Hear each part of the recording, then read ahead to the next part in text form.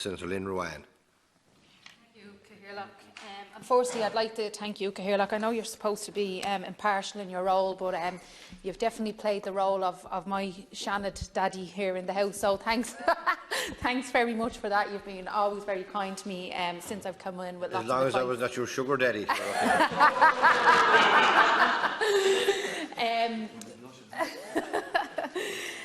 No, I'd like to echo obviously everything that everyone has said in relation to the staff, our colleagues here in the House. I've learned a huge amount from every single person, regardless of whether I agreed with them or not. I've literally taken something from every single conversation and piece of communication and relationship and friendship that I've built in here. I'd like to thank Seb in my office. I mean, he's the perfect balance to my madness. And I'm sure if he hadn't been working so hard to keep a tight rein on me over these last few years, there definitely would have been a lot more scandals out there, or me impulsively not being able to shut up when I should. So he's been brilliant, I suppose, in kind of really pushing my work, building my work, and I'm only as successful as I am with him behind me, really, and how he has supported me for the last number of years. But I'd like to, I suppose, acknowledge my role within Trinity. I suppose for me it was an unusual path for someone like me to take in relation to my journey into politics, a journey that I thought I wouldn't ever actually take. I've been marching outside Leinster House since I've been the age of 17. And I never really saw myself as being on the other side of those gates. And that's not necessarily because I don't think people like me should be on the other side of the gates. It's that it doesn't even cross your mind that that's where you could be and should be. So it doesn't even become a thought, regardless of the barriers that exist for you to actually get in there. It doesn't even become a thought. And that's the same with Trinity. You don't really think that someone with, I suppose, low levels of education attainment and the past and background that I've had, I didn't think that I would make a true Trinity in the way that I have. So to be able to be supported by Trinity, by its electorate, by its staff, by its graduates, and then by my two colleagues on the Trinity panel who have trailblazed in relation to social justice for long before I came on the scene, and have definitely carved out a path of Trinity senators being, I suppose, justice warriors in one way or another that have come into this chamber, whether it be Senator Norris in relation to LGBT issues, and then Ivana in relation to the 8th Amendment and other issues of gender.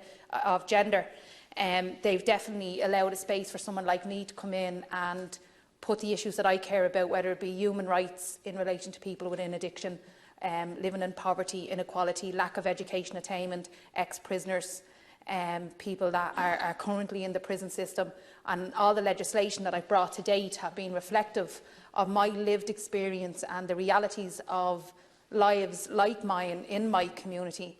And I think, you know, I remember the first day coming in here to speak being absolutely petrified. I had a reoccurring dream for nights before I came in, and I was chosen to do a commencement matter straight away with Simon Harris in relation to drugs they were putting on into the Drugs Act.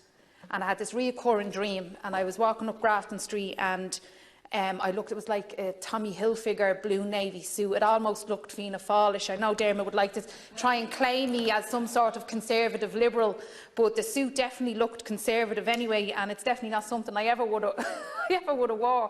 But in the dream, I kept putting this suit on and going into the chamber to speak, and they kept turning into Mickey Mouse pyjamas every time I sat down, like fleece Mickey Mouse pyjamas. And this happened for about 2 or 3 nights, and I kept trying to put the suit on.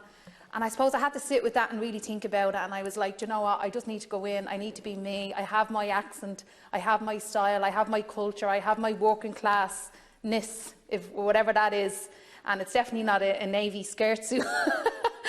And I suppose I just had to embrace who I was. And with that, then I think politics and the Seanad and everyone here also embraced that. And all the work with civil society that I've done over the years. As a community worker, my aim has always been to take the Seanad and take Trinity into the hearts of communities.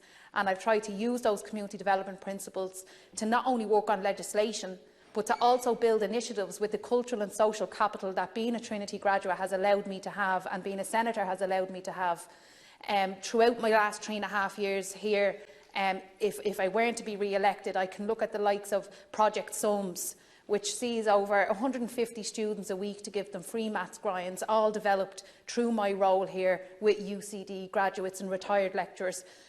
My philosophy in the community module that runs in Dolphin House with residents and community workers and youth workers looking at the philosophical questions that they actually look at every day in their communities and don't realise that that's what they're dealing with in relation to the big questions around life. You know, I'm working extremely hard to have the Homeless World Cup held here in Ireland, and we've been shortlisted in the bid for that, and I'll continue to support the Irish Street Leagues to have that big massive event here in Ireland. So what I've tried to do is I've tried to marry everything I am as a working class community development worker with who I can be and who I am as a politician, to have legislation in here while also bringing the Seanad and bringing my work out into the communities that need resources and services the most. And I think although my dad and my dad would have been proud, my mum is proud, they're probably most proud of the fact that I've managed to be in here for 3.5 years and not say the F word once. It's definitely it's definitely an achievement.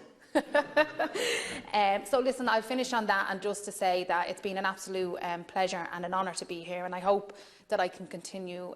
My counsellor that I had for years growing up always said to me, Lynn, your job is only done when you're not needed anymore. And I definitely don't believe for a second that I'm not needed anymore. So I hope to be back here in the next term. Thank you. Thank you. Thank you. Now the 6